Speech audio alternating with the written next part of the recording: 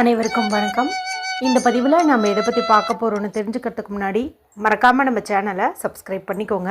பக்கத்தில் இருக்கிற பெல் பட்டனையும் கிளிக் பண்ணிவிட்டு ஆளுங்கிற ஆப்ஷன் கொடுத்துட்டிங்கன்னா நான் போடுற வீடியோக்கள் எல்லாமே மிஸ் ஆகாமல் நோட்டிஃபிகேஷனில் வந்துடும். இந்த பதிவு மிக மிக முக்கியமான பதிவு, அனைவரும் தெரிந்து கொள்ள வேண்டிய ஒரு பதிவு அப்படின்னே சொல்லாங்க. எதை பற்றிய பதிவு அப்படின்னு பார்த்திங்கன்னா, இன்றைக்கி நமக்கு கிடச்சிருக்கக்கூடிய நாளானது ரொம்ப சக்தி வாய்ந்த ஒரு நாளாகவே இருக்குது அப்படின்னு சொல்லலாம். அப்படி என்ன சிறப்பு இருக்குதுன்னு பார்த்திங்கன்னா, இந்த ஜனவரி மாதத்தின் 23ஆம் தேதி தை மாதத்தின் 9ஆம் தேதி நிறைஞ்ச வெள்ளிக்கிழமையாக இருக்குது. வெள்ளிக்கிழமைங்கிறதே மகாலட்சுமி தாயார் வழிபாட்டுக்கும் அவங்கள அதிபதியாக கொண்ட சுக்கிர பகவான் வழிபாட்டுக்கும் ஏற்ற ஒரு நாளாக கருதப்படுது. அதுலேயுமே வளர்பிறை வெள்ளிக்குன்னு சில சிறப்புகள் உண்டு. அதன்படி பார்க்கும்போது இன்றைக்கி நமக்கு வளர்பிறை வெள்ளியாகவும் இருக்குது, அதுவும் தை வெள்ளியாக இருக்குது. இதுவே சிறப்பாச்சா? இதில் நமக்கு பஞ்சமி திதியும் அமைஞ்சிருக்குது, வளர்பிறை பஞ்சமி. இந்த வளர்பிறை பஞ்சமியை ஸ்ரீ பஞ்சமி அப்படின்னு சொல்லலாம். பொதுவாக வளர்பிறை பஞ்சமி நாளில் வாராகியம்மன் வழிபாடு, மகாலட்சுமி தாயார் வழிபாடு, அல்லது அது வரக்கூடிய கிழமைக்கு என்னென்ன தெய்வங்கள் உரித்தானதோ அந்த தெய்வத்திற்கான வழிபாடு, இதெல்லாம் செய்கிறது நல்ல பலனை கொடுக்கும். இந்த வளர்பிறை பஞ்சமி இன்னும் கொஞ்சம் விசேஷம்.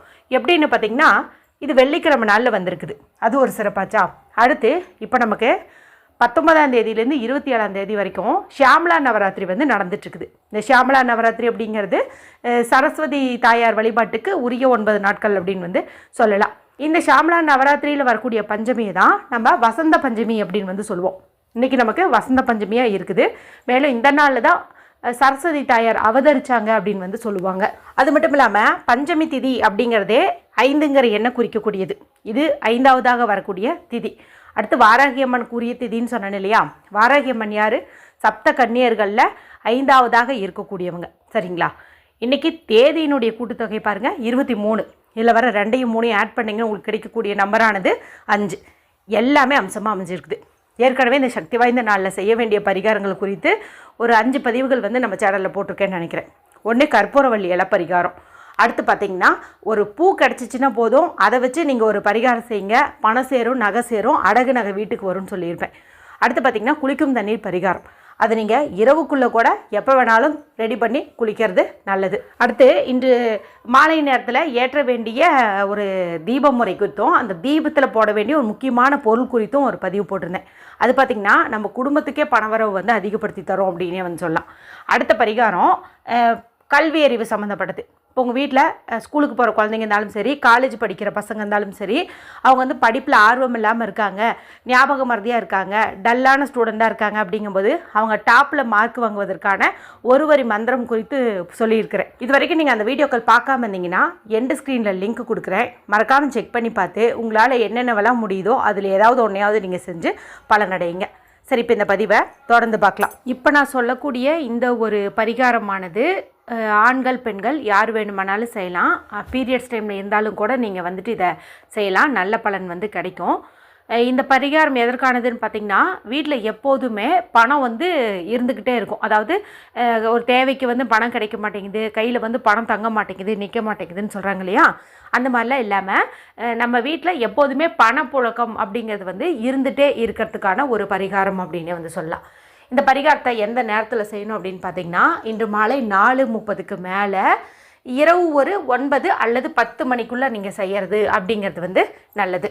சரி, அந்த பரிகாரத்துக்கு தேவையான பொருள் என்ன, அதை எப்படி செய்யணும் அப்படின்னு பார்த்திங்கன்னா, அதுக்கு கல்லுப்பு நமக்கு தேவைப்படுது. இந்த கல்லுப்புங்கிறது மகாலட்சுமி தாயாரின் அம்சமாக கருதப்படுது, அவங்களுடைய பிறந்த வீட்டு சீதனமாக கருதப்படுது. வெள்ளிக்கிழமை நாளில் கல்லுப்போ நம்ம வீட்டில் வாங்கி வச்சோம் அப்படின்னாவே செல்வ வளத்துக்கு குறைவேது ஏற்படாதுன்னு சொல்லுவாங்க. அப்படிப்பட்ட மகிமை வாய்ந்த இந்த கல்லுப்பை வச்சு தான் நம்ம இந்த வெள்ளிக்கிழமை நாளில் பரிகாரம் செய்ய போகிறோங்க. இதை நம்ம சிம்பிளாக செஞ்சு முடிச்சிடலாம், ஆனால் பலன்னு பார்க்கும்போது அதிகப்படியாக கிடைக்கும். அதுக்கு முன்னாடி ஒரு சின்ன விஷயம், இந்த கல்லுப்பை பொறுத்த வரைக்கும் நம்ம மண் சட்டியில் அல்லது கண்ணாடி பாட்டிலில் அல்லது பீங்கான் ஜாடியில், இந்த 3ல் தான் ஸ்டோர் பண்ணி வைக்கணும். ஒரு சில வீடுகளில் பார்த்திங்கன்னா பிளாஸ்டிக் டப்பாவில், சில்வரில் இந்த மாதிரிலாம் போட்டு வச்சுருக்காங்க. நான் ரீசெண்டாக ஒரு வீட்டுக்கு போனேன், அங்கே கூட பார்த்திங்கன்னா இந்த மாதிரி தான் வச்சுருந்தாங்க. இப்போ எத்தனையோ யூடியூப் சேனல் இது குறித்து விளக்கமாக சொல்லியும் இன்னும் ஒரு சிலருக்கு கல்லுப்பை எப்படி வைக்கணும் அப்படிங்கிறதே தெரியாமல் இருக்குது. சரி, தெரியாமல் பண்ணுறது தப்பு கிடையாது, ஆனால் ஒரு விஷயம் நமக்கு தெரிஞ்சதுக்கப்புறமும் அதை நம்ம அப்படியே வந்து தப்பாகவே மெயின்டைன் பண்ணிகிட்ருக்கூடாது. சரிங்களா? இப்போ இந்த வீடியோ பார்த்துட்ருக்கிற யாராவது இது போல் நான் சொன்ன மாதிரி பிளாஸ்டிக்லேயோ அல்லது சில்வர்லேயோ போட்டு வச்சுருக்கிறீங்க அப்படிங்கும்போது இம்மீடியட்டாக மண் சம்மந்தப்பட்ட பொருட்களில் நீங்கள் ஸ்டோர் பண்ணி வைங்க. உப்பு ஜாடியில் போட்டு வைங்க, இல்லைனா மண் பாத்திரத்தில் போட்டு வைங்க, அல்லது கண்ணாடி பாட்டிலில் வந்துட்டு போட்டு வைங்க. சரிங்களா? ஏன்னா இதுவுமே பார்த்திங்கன்னா நம்மளுடைய வீட்டில் வறுமை ஏற்படுறதுக்கு காரணமாக இருக்கும். சரி, இப்போ நீங்கள் ஆல்ரெடி இப்போ கல்லுப்பு ஜாடியில் தான் போட்டு வச்சுருக்கீங்க, அல்லது வேறு ஏதாவது ஒரு மண் சட்டியில் தான் போட்டு வச்சுருக்கீங்க, அந்த மாதிரியே வச்சுக்கலாமே. சரிங்களா? இப்போ நீங்கள் என்ன பண்ணுறீங்கன்னா, அதுக்கடியில் நான் சொல்லக்கூடிய இந்த பொருளை வந்துட்டு வைக்கணும். அது என்ன பொருள் அப்படின்னு பார்த்தீங்கன்னா, ஒரு பிரியாணி இலை வந்து எடுத்துக்கோங்க. இந்த பிரியாணி இலை அப்படிங்கிறது பணவரவுக்கான தாந்திரிக பரிகாரத்தில் முக்கியமான இடத்த பிடிக்குது அப்படின்னே வந்து சொல்லலாம். ஓரளவுக்கு டேமேஜ் கம்மியாக இருக்கிற மாதிரி சின்னதோ பெருசோ நல்லதாக ஒரு பிரியாணி இலை வந்து எடுத்துக்கோங்க. அடுத்தது எழுதுவதற்கு பச்சை நிறம் அல்லது சிவப்பு நிறத்தில் இங்கு வர மாதிரி பேனா, ஸ்கெட்ச் பென்சில், மார்க்கர் வந்து எடுத்துக்கோங்க. அடுத்து ஒரு 5 ரூபாய் காசு வந்து எடுத்துக்கோங்க. எப்போதுமே வெள்ளிக்கிழமை நாளில் நான் 1 ரூபாய் காசு வச்சு தான் பரிகாரம் வந்து சொல்லுவேன். இன்றைக்கி ஏன் 5 ரூபாய் காசு வச்சு பண்ண சொல்கிறேன் அப்படின்னு பார்த்தீங்கன்னா, இன்றைக்கி பஞ்சமி திதியாக இருக்குது. தேதியினுடைய கூட்டுத்தொகையிலே நமக்கு 5ன்னு வருது. நான் முன்னாடியே சொன்ன மாதிரி பஞ்சமி திதியில் 5ங்கிற கூட்டு எண் வர்றது ரொம்ப ரொம்ப விசேஷம்னு சொல்லலாம். மேலும் இது குபேரருக்குரிய ஒரு நாணயமும் கூட. அதனால் இந்த பரிகாரத்துக்கு 5 ரூபா பயன்படுத்துறது தான் சிறப்பு. சரிங்களா? இப்போ இதை சுத்தமான தண்ணியில் கழுவிட்டு ஒரு காட்டன் கிளாத் வச்சு துடைச்சிக்கோங்க. இப்போ இந்த பிரியாணி இலையில் நான் சொல்லக்கூடிய இந்த ஒரு பீஜ மந்திரத்தை வந்துட்டு எழுதுங்க. அது என்ன அப்படின்னு பார்த்தீங்கன்னா, மகாலட்சுமி தாயாருக்கு உரிய ஸ்ரீம், இதுதான் ஸ்ரீம் அப்படின்னு சொல்லிட்டு நீங்கள் எழுதிக்கோங்க. கீழே வந்து மகாலட்சுமி தாயாரினுடைய எனர்ஜி அட்ராக்ட் பண்ணி தரக்கூடிய இந்த சிம்பளையும் வந்து வரைஞ்சிக்கோங்க. இது அவங்களுடைய பாதம் அப்படின்னு வந்து சொல்லுவாங்க. இந்த சிம்பளையும் போட்டுக்கோங்க. ஸ்ரீம்ங்கிற பீஜ மந்திரத்தையும் எழுதுங்க, இந்த பாதத்தையும் வந்து போட்டுக்கோங்க. அடுத்தது இந்த காசு இருக்குது இல்லையா, இந்த காசில் இன்ஃபினிட்டி சிம்பல், அதாவது 8 மாதிரி போடுவோம் இல்லையா, அந்த சிம்பலை வந்து போட்டுக்கோங்க. இது பார்த்திங்கன்னா நமக்கு வீட்டில் அளவில்லாத பணத்தை ஈர்த்து கொடுத்து கொண்டே இருக்கும். அதுக்காக இந்த சிம்பலை வந்துட்டு நம்ம யூஸ் பண்ணுறோம். இப்போ எழுதியாச்சு. சரிங்களா? இப்போ வடக்கு திசை பார்த்த மாதிரி உட்காந்துக்கோங்க. நார்த் ஃபேஸிங் பார்த்த மாதிரி உட்காந்துட்டு உங்களுடைய இடது கையில் பிரியாணி இலை வச்சுக்கோங்க. அதுக்கு மேலே காசை வந்து வச்சுக்கோங்க. வலது கை கொண்டு முடிக்கிட்டு ஓம் ஸ்ரீம் ஸ்ரீயை நமக, ஓம் ஸ்ரீம் ஸ்ரீயை நமக, ஓம் ஸ்ரீம் ஸ்ரீயை நமக.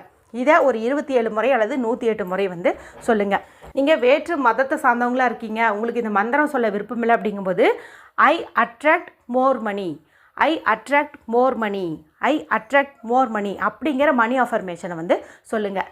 சொல்லி முடிச்சுட்டு அப்படியே உங்களை தேடி பணம் வர மாதிரியும் வீட்டில் பணம் நிரம்பி வழியிற மாதிரியும் இமேஜினேஷன் வந்து பண்ணுங்கள்.